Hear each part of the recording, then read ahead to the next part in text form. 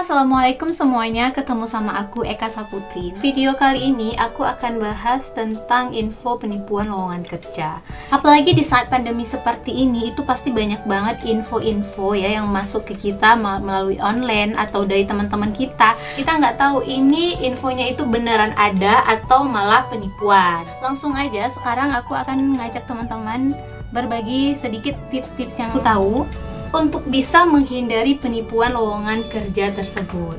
Langsung aja kita masuk ke topiknya, dan di sini aku punya beberapa tips, semoga bermanfaat buat teman-teman juga. Teman-teman, ternyata penipuan lowongan kerja tak berhenti saat pandemi ini. Malahan justru keadaan seperti ini itu malah dimanfaatkan oleh oknum-oknum yang jahat. Ada banyak orang yang kehilangan pekerjaannya saat pandemi ini. Di sisi lain, tak banyak lowongan kerja yang tersedia. Karena minimnya lowongan pekerjaan, akhirnya lowongan palsu muncul di mana-mana. Apa teman-teman tahu bagaimana kira-kira cara kerja penipuannya dan apa saja langkah-langkah yang bisa kita lakukan untuk menghindarinya? Dan kira-kira apa teman-teman tahu bagaimana cara kerja penipuannya, dan juga selain itu apa saja langkah-langkah yang bisa kita lakukan untuk menghindarinya? Modus-modus penipuan lowongan kerja saat pandemi itu yang pertama adalah meminta uang. Nah, secara umum proses perekrutan pegawai itu tak dipungut biaya apapun ya teman-teman, jadi nggak ada uang di awal, uang muka gitu.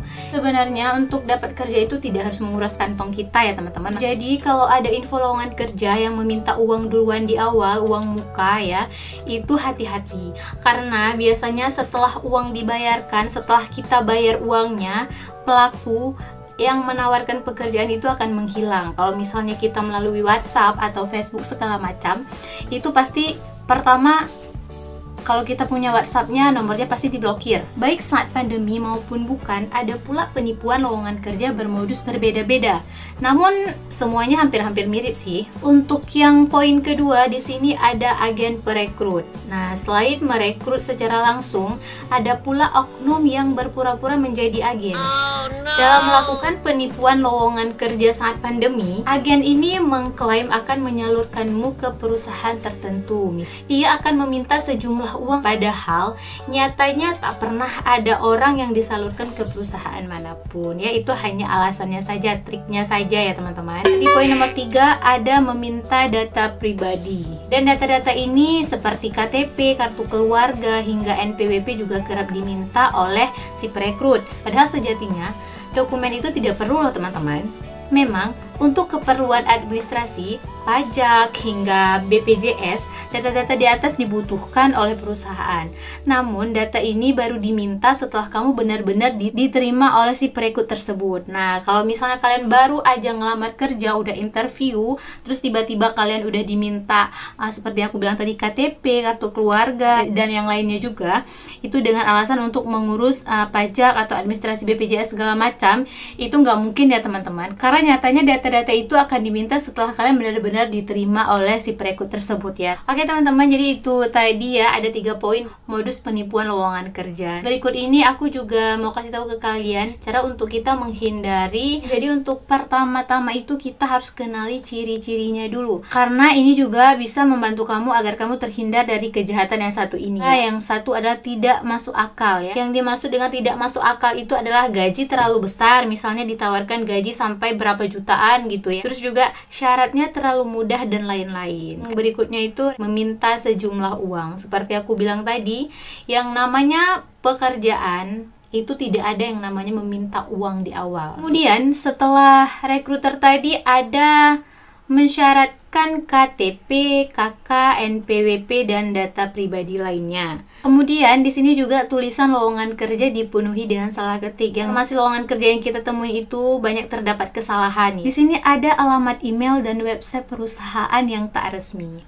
Mengirim undangan wawancara padahal kamu tak pernah melamar. Terus juga ada keanehan lainnya, perusahaan besar namun wawancara langsung meski pandemi dan lain-lain ya. Perusahaannya besar misalnya, ternama ini namanya, tapi tiba-tiba dia bisa wawancara langsung, sedangkan saat pandemi harusnya kita melalui Zoom gitu ya teman-teman. Nah teman-teman, jadi untuk poin kedua, kita bisa langsung tanya ke perusahaannya ya. Kamu baru menemukan lowongan pekerjaan, kan ada dicantumkan nama perusahaannya, jadi kita langsung tanya ke perusahaannya. Jadi yang ketiga, kita bisa laporkan ya Kalau misalnya kita menemukan lowongan kerja palsu, segera laporkan ke pihak berwajib. Kalau informasi yang ada di media sosial, kita juga bisa langsung share. Saya share ke teman-teman kita melalui apa aja. Kita juga bisa langsung melakukan report post. Kalau informasinya ada di media sosial, langsung report ya. For your information teman-teman, informasi lowongan pekerjaan palsu itu sering banget beredarnya itu di Facebook, Instagram ya. Jadi untuk kalian semuanya sebelum langsung percaya, harus selidiki dulu. Nah, itu dia teman-teman modus penipuan lowongan kerja saat pandemi seperti ini. Dan buat teman-teman tetap hati-hati ya, karena di saat pandemi seperti ini tuh lagi marak-maraknya banget ya informasi tentang lowongan kerja. Jadi harus lebih dikenali dulu ya, jangan langsung percaya, jangan langsung ikutin semua syarat-syaratnya. Jadikan semuanya pelajaran. Oke, cukup ini aja video kali ini. Tetap stay di UGD1 channel. Terima kasih yang udah nonton. Semoga bermanfaat untuk kita semua, terutama juga untuk adik-adik yang baru tamat SMA ya, yang lagi nyari-nyari pekerjaan. Jangan langsung percaya, teliti dulu, selidiki dulu benar-benar. Sampai jumpa di video aku berikutnya. Jangan lupa di like dan di subscribe ya. Bye-bye. Assalamualaikum.